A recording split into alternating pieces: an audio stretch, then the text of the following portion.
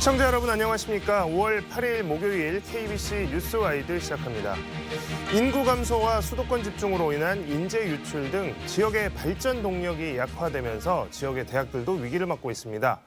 이런 가운데 지자체 또 지역의 산업 등과 연계해서 혁신과 경쟁력을 키워가기 위한 대학들의 고군분투가 이어지고 있는데요. 오늘은 광주 전남 국립거점대학인 전남대학교 이근배 신임 총장과 함께 이야기 나눠보도록 하겠습니다.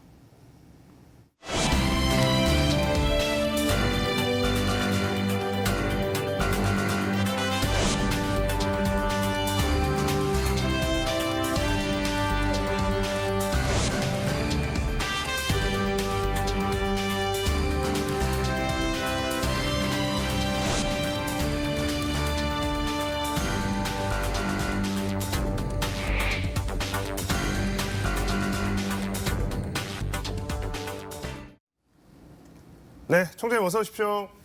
네, 반갑습니다. 제가 앞서서 이제 신임 총장님이라고 소개를 해드렸는데요. 지금 취임하신 지 얼마나 되셨을까요? 오늘이 72일째 된 것 같습니다. 네, 지금 2달 조금 넘으셨는데 워낙에 또 산적한 일들이 많아서 바쁘게 하루하루 보내고 계신다는 이야기를 많이 들었습니다.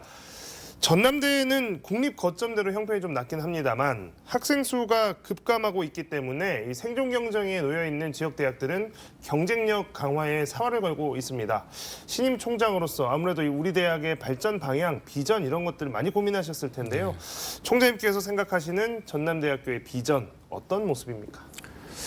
조금 전에 말씀하신 바와 같이 이제 훌륭한 인재들이 수도권으로 급속하게 유출되고 지역 소멸 위기가 가속화되지 않습니까? 그래서 지역 대학은 물론 지역 산업도 매우 어려운 상황이지요. 그래서 저는 이번에 총장이 되고 저 집행부의 슬로건을 지역과 함께 세계로 미래로로 정했습니다. 이것은 우리 전남대 구성원뿐만 아니라 지역과 함께 지역 사회와 도약하는 대학을 만들어서 함께 상생한다는 것이죠. 그래서 전략적으로는 건물을 세우는 것도 중요하지만 사람을 세운다, 사람을 키우자. 그래서 나름대로 각오는 제가 이제 막 시작했습니다만 4년이 끝나는 시점에는 현재 세계 대학 랭킹 900위권에 있는 전남대를 반드시 300위권으로 진입시키겠다는 그런 각오를 지금 다지고 있습니다. 네, 지역 또 세계, 말 그대로 글로컬이라고 하는 핵심적인 키워드를 모두 담은 슬로건을 설명을 해주셨습니다. 취임 직후에 대학 조직 개편을 단행했습니다. 이 변화의 배경, 또 기대하는 부분은 어떤 부분인지요? 많이 궁금하실 것 같습니다. 네, 크게 입학 본부를 입학처로 승격시켰습니다. 그리고 하나는 대학의 미래 전략을 책임지는 미래 전략 본부를 신설하였습니다. 이게 큰 특징인데요. 처음에 제가 말씀드렸지만 앞으로 4년간 모든 재정과 전남대의 역량을 모아서 사람을 키우겠다고 했기 때문에 일단 입학처로 승격하서 상징적으로 좋은 우수한 인재를 전남대로 유입시키는 것. 그래서 좋은 교육을 통해서 이 훌륭한 인재가 나라의 일꾼으로 성장하게 하는 기틀을 전남대가 창립 이념으로 돌아가서 한번 해보자 하는 것이 하나 있고요. 아까 말씀드린 미래전략본부는 굉장히 여러 가지 어려운 상황에서 또 급변하는 시대의 정세가 있기 때문에 국립대학도 여러 가지 대처를 해야 되는데 중장 단기 전략을 세우고 그 전략에 따라서 학교를 이끌고 나가야 되기 때문에 이 미래전략본부를 만들어서 여기에서 그런 계획들을 세우려고 합니다. 뭐 간단하게 말씀드리면 미래전략본부 내에 예를 들어서 우수 교수 초빙위원회 그리고 세계 대학 랭킹 300위 진입위원회 그리고 지금 미국에서 추진하고 있는 행정효율화위원회 이런 것들을 통해서 기존의 학문의 전당에 갇혀있던 그런 대학이 아니고 지역과 함께 살아 꿈틀대는 대학이 되자 이런 취지입니다. 네. 자, 지자체와 대학 또 기업이 함께하는 라이즈 사업이 올해부터 본격적으로 시작이 됐습니다. 이 라이즈 사업은 지역 중심의 교육 혁신 시스템을 만들어가는 것이 그 핵심 내용인데요.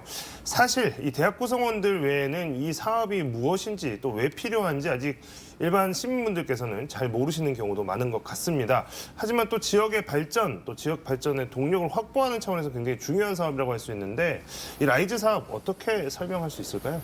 그 라이스가 영어로 RISE입니다. Regional Innovation System and Education. 그래서 이걸 이제 저희들이 풀면 지역 혁신 중심 대학 지원 체계입니다. 지역의 혁신을 중심적으로 대학에 지원해서 이끌겠다는 것이죠. 그래서 이제 아무래도 1도에 하나씩 있는 거점 국립대의 역할이 중요한 것이고요. 점점 어려워지니까 이제 국가도 결국 거점 대학의 인재 양성을 통해서 지역 산업을 살리는 구도에 눈을 돌리게 된 것이죠. 그래서 아시다시피 지역 청년 유출은 결국 대학뿐만 아니라 지역의 위기고 이 지역의 위기가 결국은 또 다시 지역 대학의 위기로 악순환이 배풀이 되니까 이 문제를 한번 지역과 대학이 공동으로 위기를 대응해 보자는 것입니다. 그래서 결국 이 라이스 사업의 아젠다는 지역이 키우는 대학, 대학이 살리는 지역. 그래서 지역과 대학이 서로 상생한다는 겁니다. 그래서 이제 그렇게 되면 외국에도 우수한 사례들이 많이 있습니다. 작은 도시들이 대학을 통해서 지역 산업을 살려서 세계적으로 다시 일어나는 그런 우수한 사례들을 지금 보고 이게 바로 RISE 라이스 사업의 출발점이라고 생각하시면 이해되실까요? 네. 자, 전남대가 지금 참여하고 있는 이 광주광역시의 라이즈 사업이 전국에서 지금 가장 빠르게 진행이 되고 있다고 하는데요. 올해 광주시가 이 라이즈 사업에 투자하는 예산이 749억 원이라고 합니다. 전남대의 경우에는 어떤 분야에서 좀 주도적으로 어느 정도 규모로 좀 참여하게 되는 상황인가요? 현재 광주시 라이스 사업의 공동위원장이 광주시장님과 전남대 총장이 저입니다.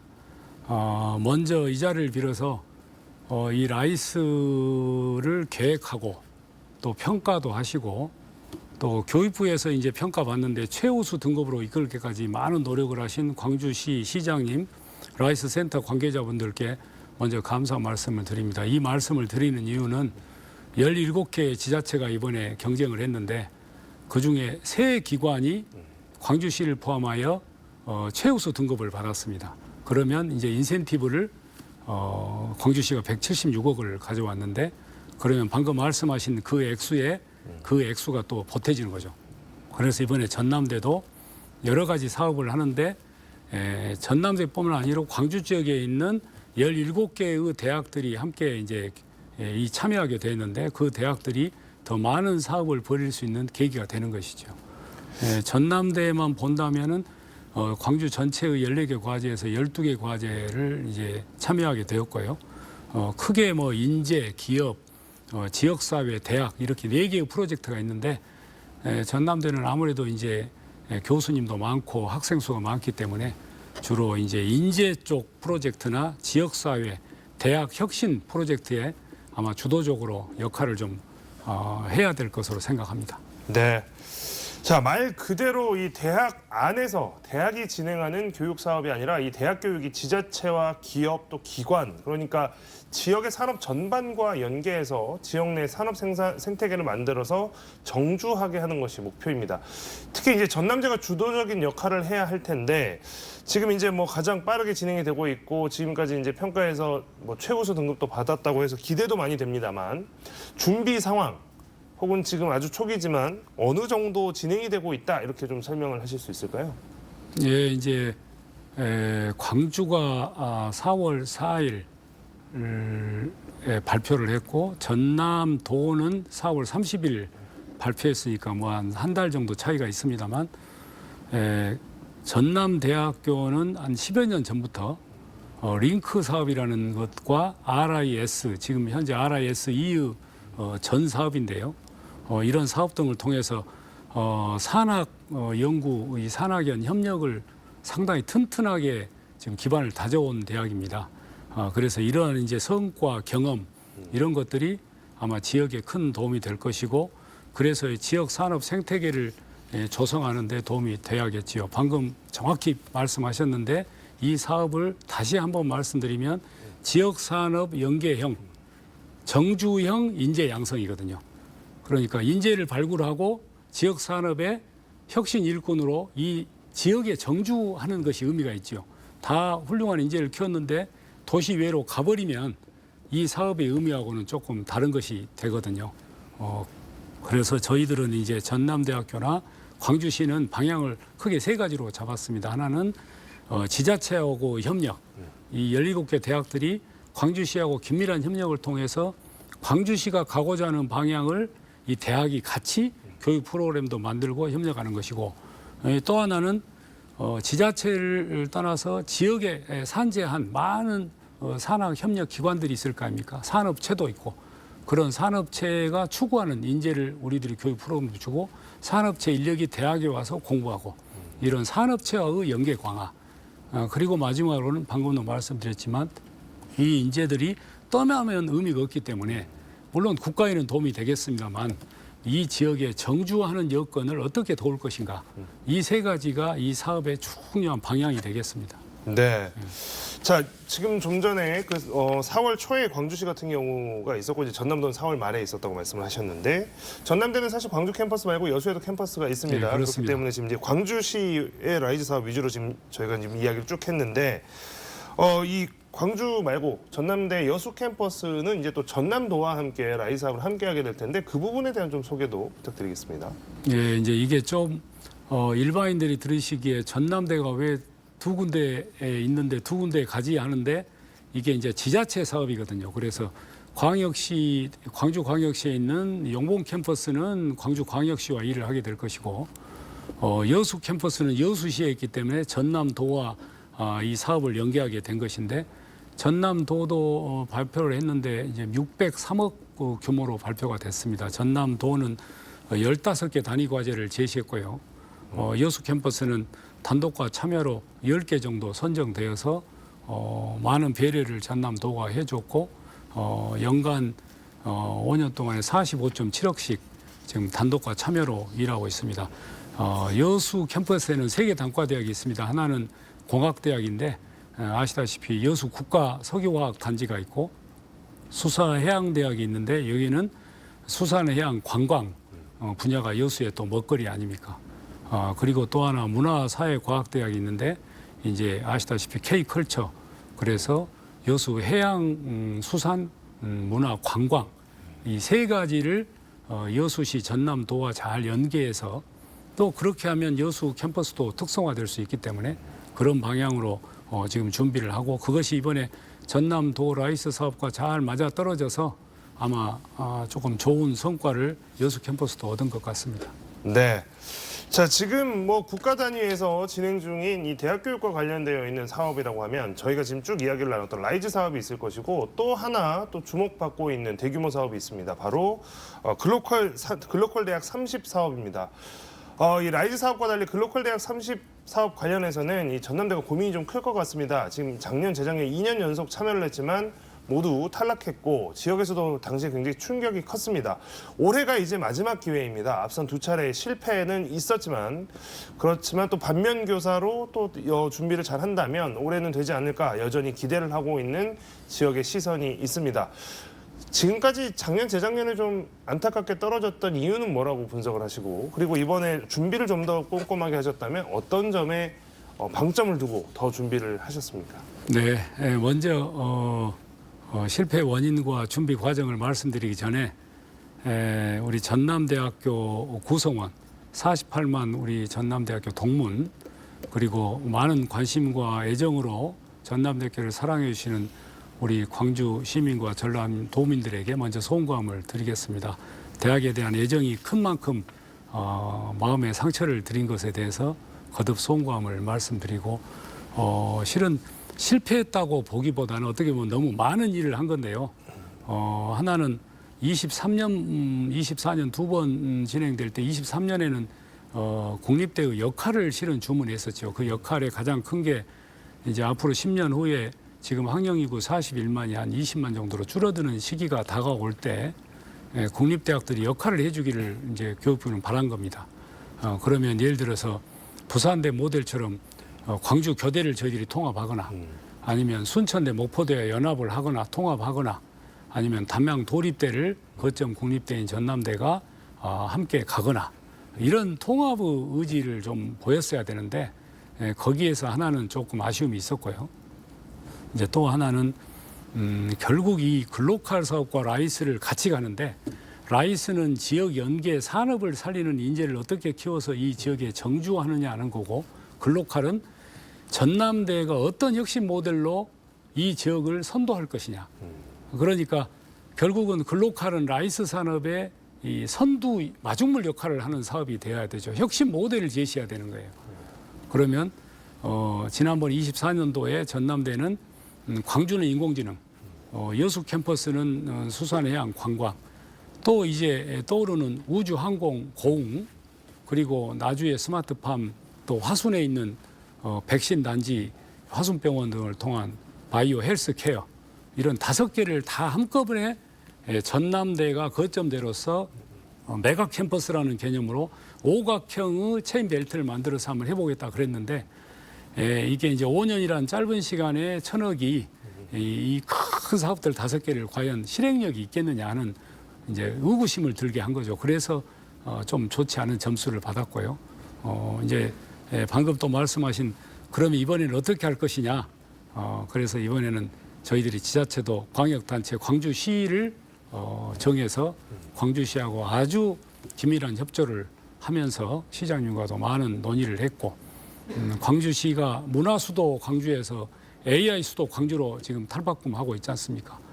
대선 국면에서도 AI 데이터 센터에 AI 컴퓨터 센터까지 그래서 광주시의 먹거리를 지금 전략 산업으로 AI 미래차 모빌리티 광주시가 자랑하는 민주 평화 인권의 도시이기 때문에 문화 콘텐츠 반도체 이렇게 에너지 이렇게 보고 있는데 AI 융합과 광주시의 자랑인 문화 인권 소양을 갖춘 인재 그래서 이번에 저희들은 주제를 인간 중심 AI 융합 인재 양성을 위한 교육 연구 혁신대학 이렇게 잡고 주제를 선택과 집중을 해서 대학은 교육 혁신과 학사 혁신을 하고 지역은 대학을 도와서 AI 수도 광주를 혁신적으로 끌어나가는 이제 이런 모델을 만들었습니다. 그래서 분명하게 제가 말씀드릴 수 있는 건 제가 총장 당선되고 2달 동안 직접 집필위원장으로서 많은 교수님 직원들과 토요일 일요일 없이 함께 지금 작업을 했고 이번에 5월 2일 날 혁신 기획서를 제출했습니다만 아마 반드시 아주 좋은 성적으로 이번에는 우리 도민과 시민들의 기대를 저버리지 않을 것으로 저는 확신합니다. 네, 기대하고 있겠습니다. 자, 지난 1년여 동안 의대 증원 갈등으로 온 나라가 몸살을 겪었습니다. 교육부가 이제 2026학년도 그러니까 내년입니다. 의대 정원을 원래대로 백지화했습니다. 하지만 그 여파가 여전히 이어지고 있는 상황인데요. 아무래도 이제 총장님께서도 의과대학 교수님이시니까 이 문제에 대해서 누구보다 더 많이 알고 고민도 더 깊으셨을 것 같습니다. 전남대도 이제 내년에 의대 신입생 정원이 기존 125명 이 체제로 다시 돌아가는 거겠죠? 어떻게 되는 건가요? 어려운 얘기입니다. 이제 2년째 접어들어서 지금 여러 가지 탄핵 국면이 되는 상황에서는 풀어줄 줄 알았는데 실은 40개 의과대학입니다. 학장님 그리고 이 40개 의과대학을 가진 총장협의회 의총협이라고 저희들은 하는데 많은 노력을 했고 교육부와도 많은 논의를 해서 학생들을 강의실로 돌아오게 하는데 결단도 했지요. 그래서 방금 말씀하신 대로 내년 정원을 원래 24년의 정원이 3,058명으로 동결하는 선언까지도 했는데 학생들이 아직까지 마음을 풀지 못한 것 같습니다. 저도 학생들과 얘기도 하고 많은 학부모님들에게 유급 통보도 하고 많은 노력을 하고 있습니다만 아직까지 전남대도 한 10% 정도밖에 돌아오지 않았습니다. 어제 충청권에서는 거의 대부분 재적 위기라는 걸 알고 돌아왔다는 좋은 소식도 있었는데요. 안타깝긴 하지만 이 문제는 빨리 해결되기를 바랍니다. 그리고 의총협 40개 대학에서 의대 교수인 사람이 저밖에 없기 때문에 제가 의총협에서도 많은 사립대 총장님 포함해서 정말로 이번만큼은 다른 모든 요건들을 다 뒤로 하고 학생들이 강의실로 돌아올 수 있게 우리 총장님들께서 결단을 좀 해주시라고 제가 읍소하고 하였습니다. 이제는 저는 우리 학생들이 답해야 될 때라고 생각하고 교육부도 충분히 노력을 많이 했기 때문에 학생들이 이제는 돌아오기를 간절히 바라고 있습니다. 네. 자, 지금 의대 정원 관련해서는 지금 굉장히 1년 동안 혼란이 지속이 됐고, 특히나 이제 그 가장 가까운 곳에서 지켜보셨던 총장님 입장에서는 더 고민스럽고 더 많은 생각이 드셨을 것 같긴 합니다. 의대 관련해서는 좀 어려운 이야기를 했는데요. 좋은 소식도 있습니다. 이 전남대학교 병원의 새 병원 건립 사업이 기획재정부의 예비 타당성 조사를 통과했다는 소식이 얼마 전에 들렸습니다.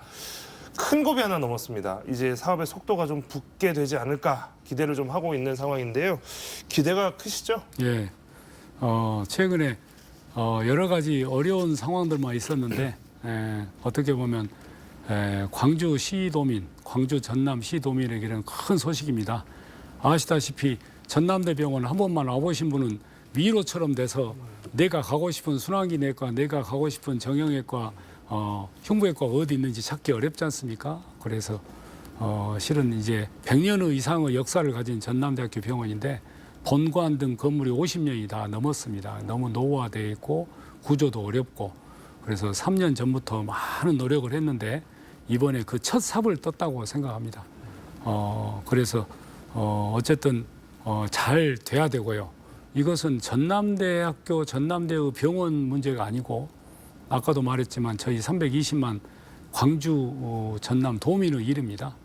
그래서 지금도 현재 암을 비롯해서 약 70% 환자들이 서울로 유출되고 있습니다. 이제 본인들이 원해서 가신 것이지만 새 병원이 건립되면 더 최첨단 의료 스마트 병원이 되고 전남대학교 교수님들의 의료 수준은 이미 우리나라 최고라는 걸 이미 알고 있기 때문에 저는 기대가 큽니다. 이제 단 한 가지 실은 이 병원 짓는 건립 사업이 한 1조 원에 달합니다. 그런데 현재 이제 교육부가 지원하기로 돼 있는 액수는 25%인 2,500억 정도밖에 안 되는데 그래서 지금 벌써 이제 지역 국회의원들이 열심히 도와줘야 되고 시장님과 또 전남 도지사와도 많은 얘기를 나누고 있는데 모든 분들이 다 나서서 이 지역의 의료를 담당하는 대표 병원인 전남대학교 병원의 건립을 함께 도모해야 된다. 그래서 저는 새병원 건립 범시도민 건립 추진위원회도 발족을 하고 또 우리 이 시도민 한 분 한 분이 새병원 건립 벽돌 한 장 쌓기 그런 선거 모금도 필요하고 광주 전남에 있는 17분의 국회의원들 지자체장들 또 국립대 총장님들 사립대 총장들 모든 분들이 힘을 합해서 이 문제를 슬기롭게 잘 해결해 나가서 예상된 2034년에 전남대병원이 우뚝 지금 현재 학동 번지에 서 있기를 바라는 마음이 큽니다. 네, 이 새병원 건립 관련해서는 국고 지원이나 이런 부분들은 사실 지금 이제 대선 기간도 겹쳐 있고 해서 또 최근에 광주시 의사회에서도 이걸 대선 공약으로 좀 내고자 하는 움직임들이 좀 있었던 것 같고요. 어쨌든 우리 지역의 가장 큰 의료 시설이고 가장 핵심적인 의료 시설인 만큼 많은 각계의 도움으로 무난하게 잘 진행돼 갔으면 하는 바람입니다. 여수 캠퍼스 이야기를 좀 해보도록 하겠습니다. 여수 캠퍼스 이야기 잠깐 앞에서 라이즈 사업도 잠깐 이야기를 했습니다만 전남대 여수 캠퍼스는 본교와의 기능 격차 문제가 늘 제기가 됐었습니다. 그렇기 때문에 이런 문제들을 하루아침에 풀릴 수 있지는 않겠지만 이것도 좀 장기적인 관점을 가지고 해소를 해나가야 될 텐데 총장님께서는 이 문제에 대해서는 어떻게 좀 풀어나가야겠다라고 생각을 하고 계십니까? 예, 말씀드린 대로 어려운 문제입니다. 아시다시피 여수가 서울 수도권으로부터 물리적인 거리가 있는 것도 큰 영향이고 또 여수대로부터 통합했을 때부터의 세계의 단과대학의 특성화가 완전히 되지 못한 점 그리고 광주에 있는 공대 그리고 문화대, 인문대와 또 상당 부분 겹치는 유사학과 이런 것들에 대한 화학적 결합이 안 된 상태에서 지금 오고 있습니다. 실은 올해가 20년 됐고 주년으로는 내년이 여수대 전남대 통합 20주년이 되는 아주 뜻깊은 해가 됩니다. 그래서 마침 이때 제가 제22대 전남대 총장으로 새로 출범하게 된 것이고, 그래서 제가 선거운동하는 과정에도 이 문제는 이제 이번 총장 임기 때 반드시 짚고 넘어가자. 그래서 저는 이 여수 캠퍼스하고 어려운 격차의 문제는 결국은 강소형 특성화 대학이 답이라고 생각하고 많은 고민을 했습니다만 그런 쪽으로 결론을 지금 가고 있습니다. 그래서 광주에 있는 용봉동 캠퍼스도 여수에 있는 캠퍼스도 나름대로 특성화로 가지 않고서는 이 어려운 지역 소멸의 시대에 살아남기 힘들다. 그래서 이번에 조금 상당히 신뢰성 있는 외부 컨설팅 업체를 통해서 광주와 여수 컨설팅을 해볼까 합니다. 그래서 빠른 시간 안에 컨설팅을 해서 여수 캠퍼스가 어떻게 하면 10년, 20년 강소형 특성화 대학으로 살아남을 수 있는가. 그렇게 결론이 나면 구성원들과 충분한 합의를 하고 논의를 한 다음에 이제 필요하다면 유사학과의 재배치 또는 통폐합을 통해서, 그리고 이번에 글로컬 라이스 사업이 연계되니까 그 사업들의 재정적 지원을 통해서 이제 용봉 캠퍼스, 여수 캠퍼스가 더 격차도 줄이고 어떤 학문에 딱 브랜드를 만들 수 있는 그런 쪽으로 가면 여수 캠퍼스도 충분히 살아남을 수 있다. 그렇게 생각합니다. 네, 오늘 전남대학교 관련해서 많은 말씀 들었습니다만 마지막으로 우리 대학과 또 지역의 발전을 위해서 시청자분들께 하시고 싶은 말씀이 있다면 마지막으로 한 말씀 듣겠습니다. 네, 오늘 짧은 시간이고 또 한편으로는 짧지 않은 시간인데 제가 계속 국립대의 역할을 이야기한 것입니다. 물론 우리 광주 전남에는 21개라는 엄청난 대학이 있습니다. 그런데 여러 가지 여건이 이 지방에서 어렵습니다. 지역 산업도 어렵고 지역 대학도 어렵고, 그래서 어떻게 하면 이제는 대학과 지역이 학문의 전당이라는 대학, 지역은 지역 이렇게 분리되지 않고 경계 없이 아까도 말씀드린 것처럼 지역이 대학을 키우고 대학은 지역을 살리는, 그러면 전남대학교는 거점 국립대로서 이 지역에 어떤 역할을 할 것인가. 그건 당연히 이 지역이 가장 필요로 하는 전략산업, 첨단산업의 인재를 키워서 어떻게 하면 그들이 이 지역에서 취업하고 정주할 수 있는 창업으로 이끌어줄 것인가. 이것을 당연히 조선대, 호남대, 광주대뿐만 아니고 순천대, 목포대, 광주교대하고 전체가 연합이 되어서 교육 공유 프로그램도 만들고 함께 연구도 하는, 그래서 함께 살아가는 방법을 이제는 모색해야 된다. 이런 얘기가 가장 중요한 앞으로 화두가 될 것 같습니다. 많이 도와주시고 KBC 방송도 이런 문제에 대해서 계속적인 그런 관심과 기획 시리즈를 좀 만들어 주시면 고맙겠습니다. 네, 오늘 이야기 여기까지 듣도록 하겠습니다. 지금까지 이근배 전남대학교 총장과 함께했습니다. 총장님 오늘 나와주셔서 고맙습니다. 네, 감사합니다.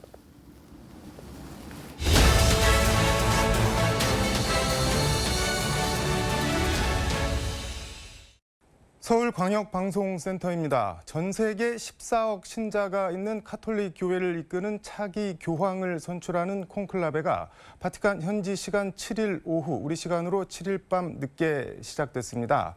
앞서 지난달 21일 프란치스코 교황이 선종한 이후 전 세계적으로 거대한 추모의 물결이 일었는데요.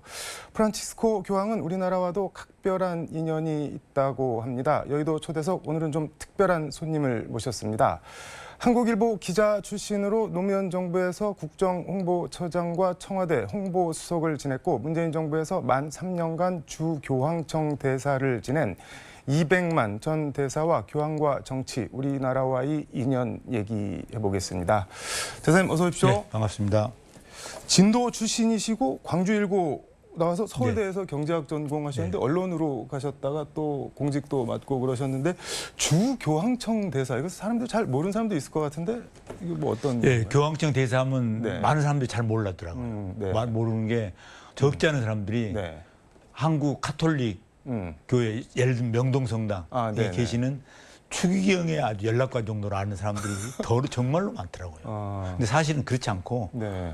그 교황청 대사도 미국 대사나 일본 대사나 똑같이 외교관이고 대한민국 외교부 소속의 공무원입니다. 외교 공무원. 신임장도 받고 그렇게 똑같습니다. 예, 그러니까 뭐 일반 대사하고 똑같은 절차에 의해서 되고 있고, 그러고 이제 대신 그 교황청 대사관은 네. 그 일반 영사 업무가 없어서 비자를 나눠주고 뭐 이런 거 없어서 업무는 좀 단출합니다. 그래서 직원이 대사 포함해서 3명밖에 안 돼, 외교관이. 진짜 단출. 미니 공간이죠. 예, 그렇습니다. 프란치스코 교황 어떤 분이셨나요? 글쎄요, 그분을 이렇게 네. 한마디로 이렇게 얘기하기는 참 어려운 분인데요. 제가 느끼기로는 처음 만났을 때 네. 저 악수를 딱 했죠. 네.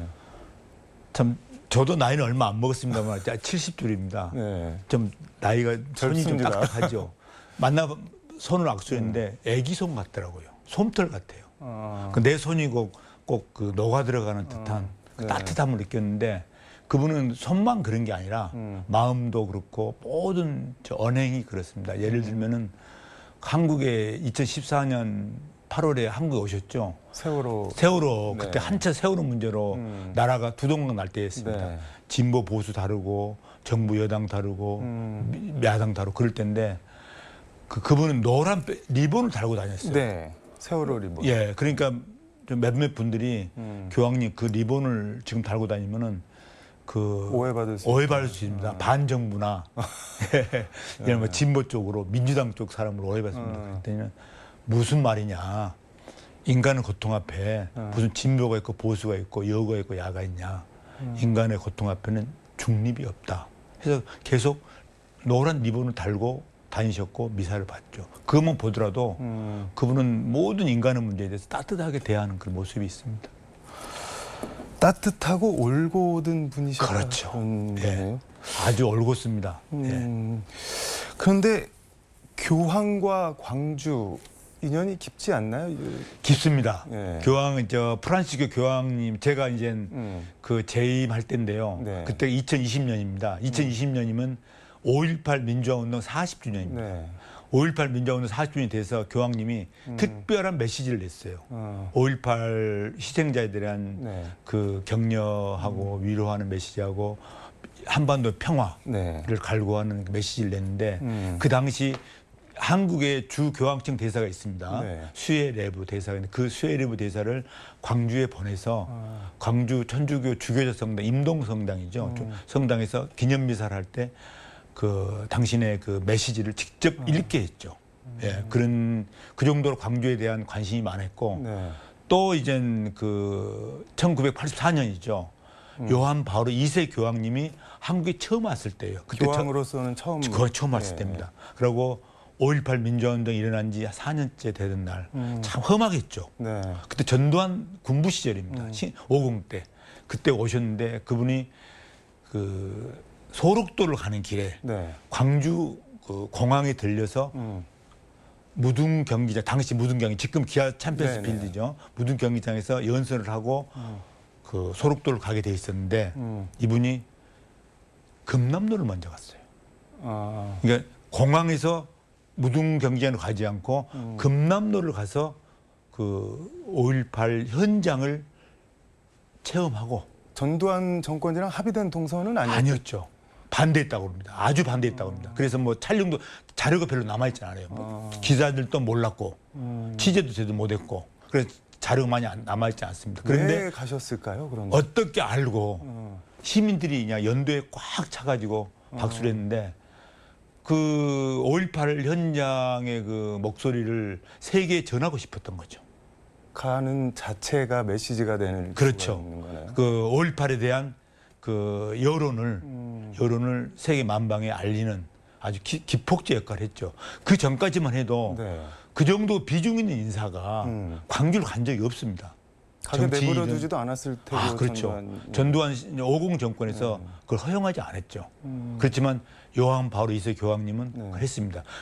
그 하고 나서 김대중 대통령이 이제 나중에 대통령이 됐지 않습니까? 네. 그때 김대중 대통령께서 바티칸을 갔죠. 그래서 요한 바오로 2세 교황을 아련하고 감사 표시를 했습니다. 근데 저는 그 요한 바오로 2세 광주 방문 사진으로 남은 자료 사진 보면은 예전에 그 87년도에 김대중 대통령이 저 광주 방문했을 적에 전두환 정권 때 네. 사형 선고 받고 사실상 미국에 예. 가 있다가 한국 들어와서 김대 그 추모식 광주 항쟁 추모식 가서 예. 이렇게 막 이렇게 눈물 흘리는 거랑 이게 자꾸 오버랩 되는 게 맞습니다. 요한 바로 2세 교황님도 네. 그 폴란드 분이지 않습니까? 폴란드를 방문해서 폴란드를 공산했는데 폴란드를 네. 민주화시키는데 결정 역할을 하신 분이지 않습니까? 네. 김대중 대통령이 사형 선고를 받았지 않습니까? 그때 사형 선고 네. 받아가지고 그 감옥에 있을 때 석방 운동을 해준 네. 아주 중요한 인물입니다. 그때 미국의 레이건 대통령과 함께 네. 로마 바티칸에 그 요한 바로 2세 교황님께서 석방 운동에 아주 앞장섰죠. 그래서 김대중 대통령님이 그 재임 기간에 바티칸을 가서 교황님한테 이제 인사를 드렸죠. 근데 저는 궁금한 게 요한 바오로 2세도 그렇고 프란치스코 교황도 그렇고 이분들이 왜 80년 5월 광주에 대해서 이런 관심, 애정 이런 거를 갖게 된 걸까요? 기본적으로 네. 한국에 대한 애정입니다. 저는 그렇게 생각해요. 한국에 대한 애정이 두 분 다 많았고 특히 네. 프란치 교황도 많았고 그리고 그 교황님은 네. 전통적으로 평화의 사도로 얘기되고 있습니다. 네. 평화를 그 일구고 추진하는 분인데요. 네. 더더구나 한국은 분단돼 있지 않습니까? 분단된 국가에 대해서 상당히 좀 이건 좀 비극이다. 네. 그 2차 대전 이후 마지막 남은 냉전 지역인데 이거 좀 남북 간에 소통이 되고 통일이 돼야 되지 않겠냐.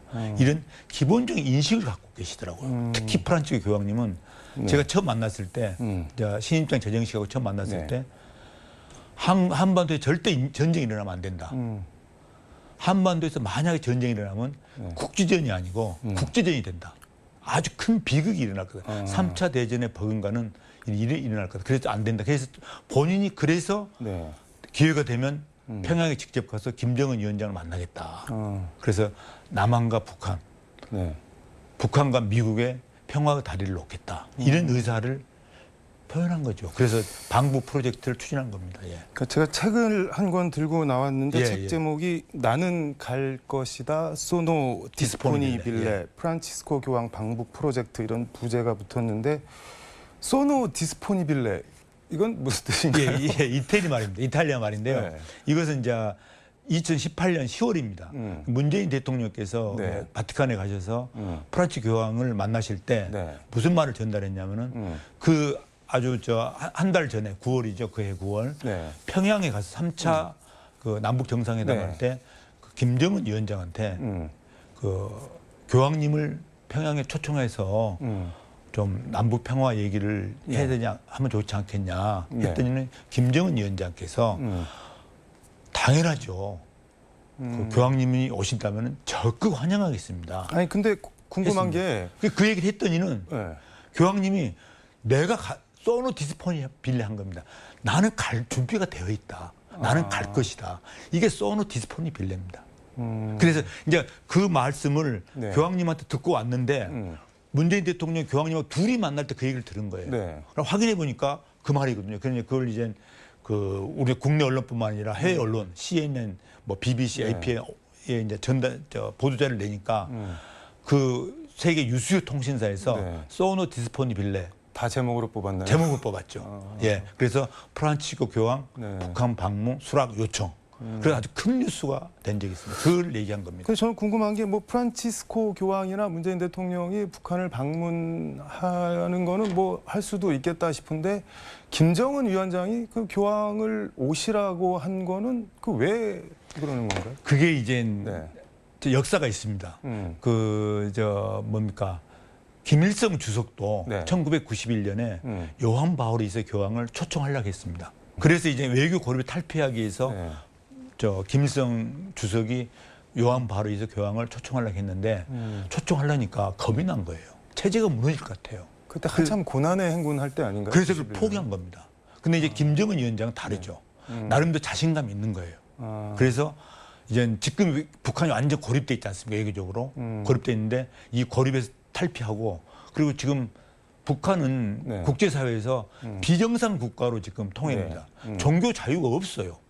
이게 정상적인 국가를 인정받지 못합니다. 그래서 김정은 위원장도 네. 차제에 종교도 좀 제한적으로 개방하고 네. 외교 고립에서 탈피해야 되겠다 싶어서 그 미국하고도 이제 수교를 추진하고 그 당시에 2018년이니까 아니 근데 교황도 소노 디스포니 빌레. 빌레 나는 갈 것이다라고 예. 했고 김정은 위원장도 중재. 오시라라고 했는데 왜 못 간 건가요, 그러면? 그게 참 어려운 게 네. 2019년 우리 앵카케에서도 알다시피 트럼프 대통령이 세게 드라이브를 걸어서 네. 저 김정은 위원장하고 북미 정상회담을 네. 했지 않습니까? 2018년에 싱가포르에서 1차 정상회담을 해서 성공했고 네. 2차 정상회담을 2019년 2월 말에 베트남 하노이에서 하려고 하노이에서. 했습니다. 네. 잘 돼 갔어요. 이틀을 가는데 첫날도 잘 돼 갔는데 두 번째 날 그 뭡니까 트럼프가 결렬을 해버렸죠. 그 존 볼턴 보좌관의 그 말을 듣고 결렬했다고 합니다. 네. 그래서 그걸 이제 언론에서는 하노이 노딜이라고 그러는데 네. 완전 2차 정상회담이 결렬돼 버렸어요. 그래가지고 그 김정은 위원장이 엄청난 충격을 받은 것 같습니다. 뭐 배신감을 느꼈겠죠. 상실감과 배신감. 그래가지고 대외 관계를 완전히 차단해 버렸습니다. 그러면서 교황님의 방북 프로젝트도 거기서 스톱이 돼 버린 거죠. 참 안타깝죠. 그런데 재밌는 것은 네. 그 뒤로 그 트럼프 대통령에게 그 결렬을 주문했던 그 존 볼턴 보좌관이 7개월 이후에 해고됐어요.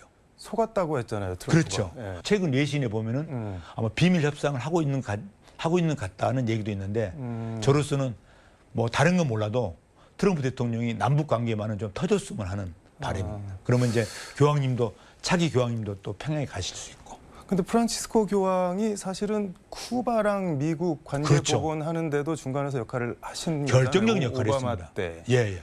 그 미국 오바마 대통령과 그 쿠바 리델 카스트로. 카스트로 대통령이죠. 그분이 공동 성명을 발표했습니다. 2014년 12월이죠. 아주 전격적으로 발표했는데 그 50년이 넘도록 서로 앙숙으로 있지 않습니까? 그래서 이제 국교를 정상화하겠다는 성명을 발표할 때 네. 두 분이 오바마하고 카스트로가 이번 딜에는 교황님께서 프란치스코 교황님께서 결정적인 역할을 하셨다고 공개적으로 감사 표시를 했어요. 그리고 그 다음에 2015년 두 나라가 공식적으로 그 수교를 했죠. 그 역할을 이제 평화의 다리를 놔준 거죠. 이제 저희들은 문재인 대통령이나 한국에서 NGO나 특히 광주에 있는 네. 김의중 대주교 그분 중심으로 해서 종교계나 여러분들이 프란치스코 교황한테 미국과 쿠바를 연결해 준 것처럼 평양과 서울, 평양과 워싱턴을 연결해 주죠. 프란치스코 교황이 북한을 가게 되면 단순히 상징적 의미만 있는 게 아니라 아니죠. 프란치스코 교황이 가게 되면은 상징적 의미도 물론 있겠지만 첫째는 이제 북한 체제 개방을 이제 유도하는 거고 더 중요한 것은 네. 종교 개방입니다. 지금 북한에는 종교 자유가 있다고 자기들이 말로는 하지만은 근데 종교가 일부나마 열리는 게 어떤 의미가 있는 건가요? 종교를 개방한다는 것은 사실은 체제 개방인데 체제 개방인데 지금은 세계에서 유일하게 네. 북한만 종교가 없어요. 김일성주의 하나 있는 김일성 거죠? 주의. 네. 그러니까 예를 들면 그렇습니다. 지금 북한은 세계 어느 나라에서도 외교적으로 정상 국가를 취급을 못 받습니다. 종교도 없는데 무슨 이거 너희들이 당신들이 정상 국가냐? 네. 김일성의 주체 사상 정도를 종교로 삼고 있지 않냐? 이런 식의 취급을 받기 때문에 국제사회에서 역할을 못 합니다. 실제로 못 하는데 교황님이 가게 되면은 네. 그걸 계기로 정상 국가로 발돋움할 수 있죠. 그러나 국제사회에서 인정을 받을 수 있습니다. 김정은 입장에서도 손해 보는 게 절대 아니에요. 그럼요. 그럼 김정은은 자기 자신의 그 할아버지 김일성이나 아버지 김정일과 달리 김정은, 김여정은 중학교를 스위스에서 보냈습니다. 네. 그래서 유럽 문화와 종교를 잘 알 걸로 봐요. 중학교 때 얼마나 호기심도 많고 그러지 않습니까? 그래서 제가 교황청에서 듣는 얘기로는 그때 스위스에 유학할 때 네. 김여정 여동생하고 밥 해주는 네, 참모, 예. 고모하고 네. 세 명이서 로마에 왔답니다. 로마에서 구경하고 갔다는 얘기를 들었어요. 그렇기 때문에 자신감을 갖고 있는 것 같아요. 근데 프란치스코 교황이 본인을 포함해서 평소 교회에 적극적인 정치 참여를 권장을 많이 그렇죠. 하셨다고 들었는데 프란치스코 교황님은 네. 기회 있을 때마다 그 신자들한테 정치 참여해라. 정치를 방관하면 안 된다. 교회가 너무 세속의 일에 들어가는 거 아닌가요? 그러면은? 그런 게 그렇게 그 한국처럼 네. 정치 혐오주의가 강한 나라에서는 그런 뜻도 있는데 교황님께서 정치 참여를 권장하는 것은 뭐 국회의원이나 도지사나 대통령이 나가서 직접 뛰어라 이런 뜻이 아니라 좋은 정치인을 지원해주고 후원하고 좋은 정치인이 정책을 개발하면은 도와주라는 뜻인데 예를 들면 그겁니다. 그 이분이 교황님이 네. 반포한 복음의 기쁨이라는 회칙이 있습니다. 아주 교황님을 계실 때 최고의 그 회칙이죠. 네. 거기에 공식적으로 205항에 보면은 네. 정치는 네. 고귀한 사랑의 중요한 한 형태다. 사랑의 고귀한 사랑의 형태라는 거예요. 그러니까 정치를 잘하면은 아주 어려운 사람들을 잘 살게 할 수 있고 어려운 사람을 도울 수 있는 하나의 도구를 만들 수 있다. 그것은 바로 정치에 직접 참여하는 뜻이 아니고 좋은 정치인을 네. 지원해라. 그리고 투표에 참여해라. 이런 뜻입니다. 그러니까 한마디로 정치 참여가 생활이자 신앙. 그렇습니다. 예. 그 김희중 대주교, 광주 대주교가 프란치스코 교황 방북에도 상당한 역할을 하셨다고 그러는데 듣다 보니까 좀 갑자기 생각이 나는데 그 지난해 11월에 사람이 어째서 그 모양입니까? 예. 사제님들 그렇죠. 아주 그냥 큰 성명서 발표했죠. 그 성명서를 발표할 때도 광주 교구가 제가 주축이 된 걸로 알고 있습니다. 김희중 대주교님은 네. 특히 여러 면에서 성직자로서 많은 일을 하셨지만 특히 그 남북 그 관계 평화에 대해서 상당히 했는데 그때 당시 천주교 주교회 협의회 의장 겸 광주 교구 대주교를 하면서 네. 3차 남북 정상회담 때 평양을 갔었죠. 문재인 대통령 수행해서. 네. 그때 그 김정은과 문재인 두 분이서 옥류관에서 오찬을 할 때 네. 냉면 먹을 때 가서 쪽지를 줬답니다. 문재인 대통령한테 지금 교황님 방북을 좀 말씀하십시오. 그러니까 문재인 대통령이 쪽지를 보고 그 자리에서 김정은 위원장한테 얘기한 거예요. 그러니까 김정은 위원장이 오케이 한 겁니다. 그게 시작이었네요. 그 시작이었죠. 말씀이 너무 재밌어서 시간 가는 줄을 몰랐는데 시간이 다 돼서 우리 광주 전남 시청자분들께 혹시 하시고 싶은 말씀 있으면 마무리 말씀. 꼭 한마디 말씀드리고 네. 싶은 건요. 곧 이제 6.3 대통령 선거 있지 않습니까? 그때 투표를 많이 해주시고 개인적으로는 네. 김대중 대통령의 뭡니까? 그 행동하는 양심 그리고 노무현 대통령님의 깨어있는 시민 그 정신을 이어받을 수 있는 살릴 수 있는 그런 후보에게 투표를 해줬으면 감사하겠다는 말씀. 지금 나와 있는 후보 중에 그런 분이 있나요? 그런데 저는 있다고 봅니다. 누군지는 묻지 않도록 하겠습니다. 예. 오늘 말씀은 여기까지 듣도록 하겠습니다. 예. 고맙습니다. 감사합니다. 지금까지 서울광역방송센터에서 200만 전 주교황청 대사와 함께 전해드렸습니다.